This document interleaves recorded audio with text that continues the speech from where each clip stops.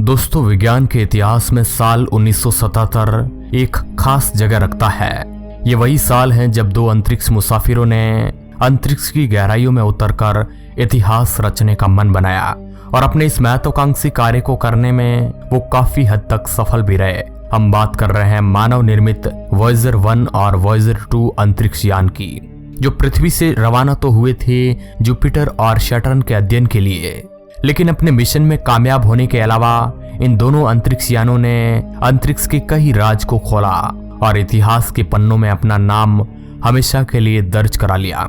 आज भले ही ये स्पेसक्राफ्ट इंटरस्टेलर स्पेस में पहुंच चुके हैं, लेकिन अंतरिक्ष की गहराइयों में इनकी खोज का सिलसिला आज भी जारी है। क्या आपने कभी सोचा है कि सौरमंडल के बाहर इन अंतरिक्ष मुसाफिरों ने क्या खोजा? आखिर इंटरस्टेलर स्पेस में इन दोनों स्पेस प्रोब ने कौन सा डाटा वैज्ञानिकों तक पहुंचाया? अंतरिक्ष की गहराइयों में मौजूद ये दोनों स्पेसक्राफ्ट आखिर हमारे वैज्ञानिकों तक कैसे अपनी जानकारी पहुंचाते हैं? तो चलिए दोस्तों, आज वॉयेजर अंतरिक्ष यान के द्वारा सौरमंडल के बाहर के एरिया को खगालते हैं। हेलो दोस्तों, मैं हूं आपका दोस्त सुरेश संचूरी। आप देख रहे हैं रहस्य टेलीविजन यूट्यूब चैनल। दोस्तों, वॉयेजर 1 और वॉयेजर 2 ने अंतरिक्ष की ये लंबी यात्रा दोनों ने एक साथ मिलकर ही शुरू की थी। इन दोनों के बीच करीब 15 दिन का फासला था। साल 1977 में शुरू हुई ये यात्रा आज भी जारी है। हालांकि इन दोनों मुसाफिरों को अंतरिक्ष में कार्य करते हुए आज 43 साल का समय हो गया है, लेकिन जब इन दोनों स्पेसक्राफ्ट ने इंटरस्टेलर मीडियम में कदम रखा, तब ये नहीं जानते थे कि हीलियोस्फीयर और इंटरस्टेलर स्पेस से जुड़ी बेमिसाल जानकारी इनके हाथ लगने वाली है। दरअसल जब वॉयेजर 2 ने नवंबर 2018 में हेलियोस्फीयर साउथर्न हेमिस्फीयर से बाहर निकलकर इंटरस्टेलर में प्रवेश किया, तब इसके द्वारा इकट्ठा किए गए डाटा का वैज्ञानिकों ने अध्ययन किया और इसको वॉयेजर 2 के डाटा से मिलान करने का प्रयास किया, जिसने 6 साल पहले 2012 में हेलियोस्फीयर नॉर्थर्न हेमिस्फीयर से इंटरस्टेलर में कदम रखा था। अध्ययन में इन दोनों स्पेसक्राफ्ट के डाटा में बहुत अंतर पाया गया। इस अंतर को समझने से पहले हमें हेलियोस्फीयर और इंटरस्टेलर के बीच में कनेक्शन को समझना होगा। दरअसल इंटरस्टेलर स्पेस अंतरिक्ष का वह खाली हिस्सा माना जाता है। ये खाली स्पेस 2 स्टार सिस्टम के बीच में होता है, यानी इस जगह पर किसी भी स्टार का प्रभाव नहीं होता है। उदाहरण के तौर पर अगर आपका घर पॉइंट ए पर है और आपके दोस्त का पॉइंट बी पर, तो इनके बीच की डिस्टेंस या खाली जगह को आप एक तरह से इंटरस्टेलर स्पेस मान सकते हैं। हालांकि अंतरिक्ष में यह स्पेस उतना भी खाली नहीं होता है, क्योंकि इसमें कई तरह की गैस, मटेरियल, डस्ट, पार्टिकल्स और रेडिएशन भरी पड़ी होती है। इसके विपरीत स्पेस में हेलियोस्फीयर वो बबल है जिससे सूरज से आने वाली कॉस्मिक रे और सोलर विंड बनाती है। ये बबल हमारे सौरमंडल के बाहरी हिस्से में मौजूद है और इंटरस्टेलर से आने वाली सभी कॉस्मिक रेडिएशन से हमारे सौरमंडल की रक्षा करता है। आप यूं समझ लीजिए कि एक तरह की बाउंड्री है जो हमारे सोलर सिस्टम को इंटरस्टेलर से अलग करती है।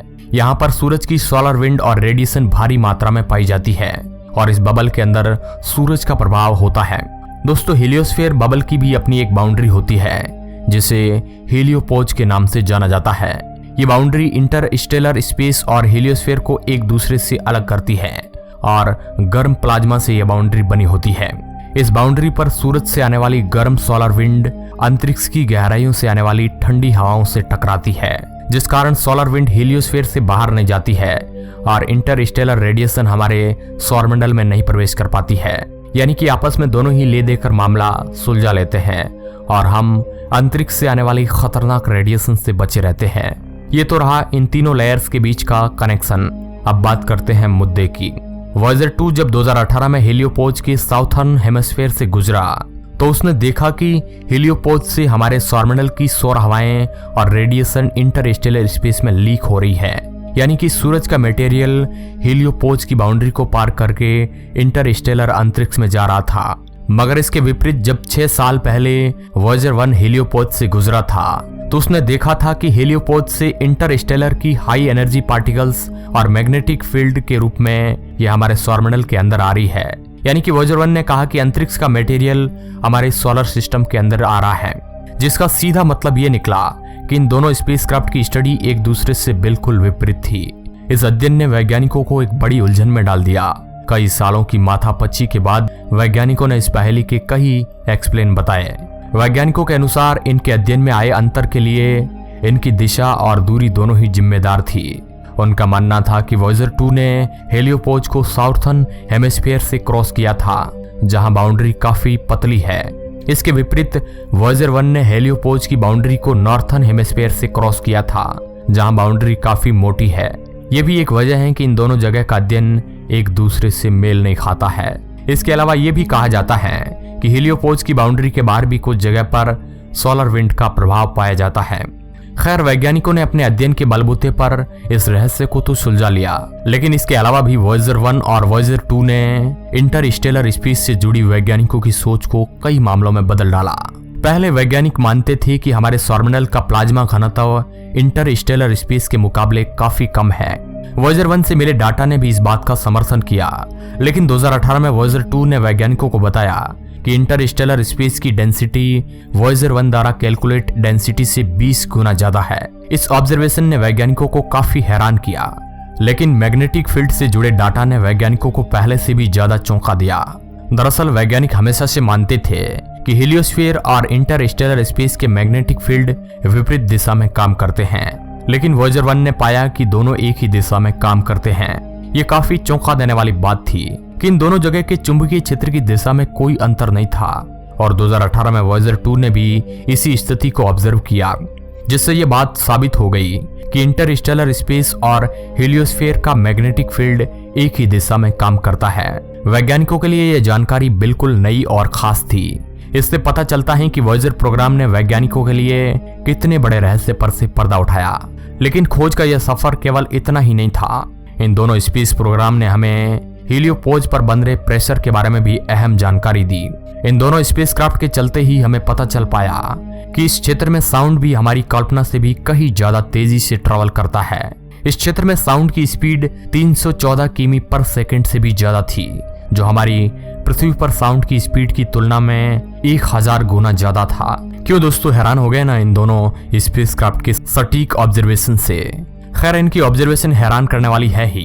इससे भी ज्यादा हैरान करने वाला है कि इतनी दूरी से भी वैज्ञानिक इनके सटीक डाटा को समझने में कामयाब है। ऐसे में यह जानना तो बनता है कि आखिर ये ऐसा करते कैसे हैं, और वॉयेजर अंतरिक्ष यान अपना डाटा पृथ्वी तक कैसे पहुंचाता है। दोस्तों, दरअसल ये दोनों स्पेसक्राफ्ट इंटरस्टेलर स्पेस में अपने आसपास के वातावरण के बारे में जानकारी इकट्ठा करते हैं और फिर इसे रेडियो सिग्नल्स के माध्यम से पृथ्वी पर भेज देते हैं। ये बात दूसरी है कि दोनों स्पेसक्राफ्ट को ऐसा करने में काफी समय लगता है। जहां वॉयेजर 1 को पृथ्वी तक संपर्क साधने में 19 घंटों का समय लग जाता है, वहीं वॉयेजर 2 को पृथ्वी से कनेक्ट होने में 16 घंटे का समय लग जाता है।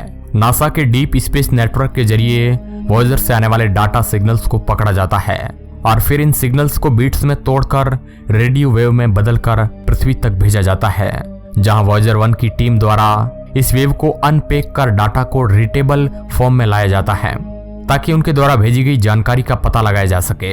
हैरानी की बात है कि नासा 1977 में भी 2 ऐसे स्पेसक्राफ्ट को इजाद कर पाया जो इतने सिस्टमेटिक वे में अपना कार्य करना जानते हैं। इन अंतरिक्ष मुसाफिर ने अपनी यात्रा में कई उतार चढ़ाव देखे, मगर आज इनकी करंट लोकेशन की बात की जाए तो आज ये दोनों अंतरिक्ष यान पृथ्वी से कई एस्ट्रोनॉमिकल यूनिट दूर इंटरस्टेलर स्पेस में यात्रा कर रहे हैं। वॉयेजर 1 और वॉयेजर 2 वर्तमान में हमारी पृथ्वी से लगभग 13 बिलियन और 10 मिलियन मील दूर मौजूद है, लेकिन वे अभी भी लगातार पृथ्वी पर अपना डाटा भेज रहे हैं। ऐसे में इनके सामने अब जो दिक्कत खड़ी हुई है उसमें इन्हें नासा से भी कोई मदद नहीं मिल सकती है। अब आप सोच रहे होंगे कि ऐसी कौन सी बड़ी परेशानी है जिन्हें लेकर इतनी माथापच्ची हो रही है। तो आपको बता दें कि यह दिक्कत जुड़ी है वॉयेजर के फ्यूल से, लेकिन दुख की बात है कि ये दोनों स्पेसक्राफ्ट जल्द ही काम करना बंद कर सकते हैं। ये समझना मुश्किल नहीं है कि वॉयेजर स्पेसक्राफ्ट का फ्यूल हमेशा के लिए बना नहीं रह सकता है, इसे कभी ना कभी तो खत्म होना ही है। यही वजह है कि आने वाले 5 सालों में वॉयेजर हमें गुड बाय कह सकते हैं और हमेशा के लिए डाटा ट्रांसमिट करना बंद कर सकते हैं। जाहिर सी बात है कि बिना पावर सप्लाई के डाटा को पृथ्वी तक पहुंचाना नामुमकिन है, इसलिए वॉयेजर की आगे की यात्रा का पता लगाना इंसानों के लिए मुमकिन नहीं होगा। इस मिशन से जुड़े वैज्ञानिकों की माने तो उनका कहना है कि इन दोनों स्पेसक्राफ्ट के इंजन समय के साथ ठंडे पड़ रहे हैं और इनकी शक्ति में लगातार गिरावट आ रही है। ऐसे में वैज्ञानिक जानते हैं कि आने वाले सालों में वॉयेजर के पास इतनी ऊर्जा नहीं रहेगी कि वे किसी भी उपकरण को जारी रख सके। दोस्तों, इन अंतरिक्ष मुसाफिरों का संपर्क हमसे टूटने के बाद भी ये इस रहस्यमयी अंतरिक्ष में यात्रा करते रहेंगे। इनके कैमरे तो पहले ही ऑफ किए जा चुके हैं।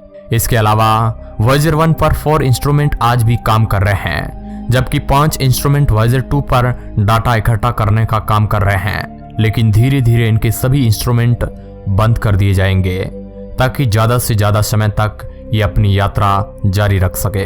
वैज्ञानिक कहते हैं कि वॉयेजर 1 और वॉयेजर 2 पर लगाए गए इंस्ट्रूमेंट को केवल 4 साल तक चलने के लिए डिजाइन किया गया था, लेकिन हैरानी की बात है कि आज इन्हें सही तरीके से काम करते हुए 42 साल हो चुके हैं।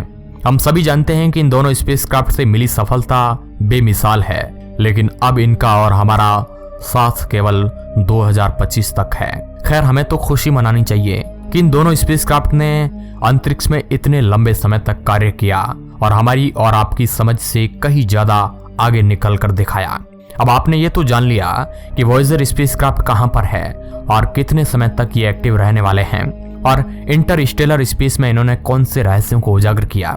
दोस्तों, इन सवाल जवाबों के दम पर एक बात तो माननी पड़ेगी कि वॉयेजर की उपलब्धियां लाजवाब है।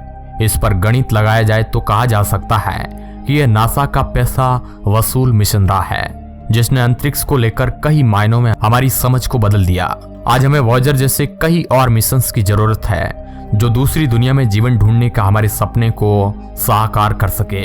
फिलहाल के लिए हम केवल उम्मीद कर सकते हैं कि लंबे समय तक हमारा और वॉयेजर का साथ बरकरार रहे। दोस्तों, जब वॉयेजर और हमारा संपर्क टूटेगा तो वह पल किसी एक दुख की घड़ी से कम नहीं होगा। तो दोस्तों, आज के इस वीडियो में बस इतना ही।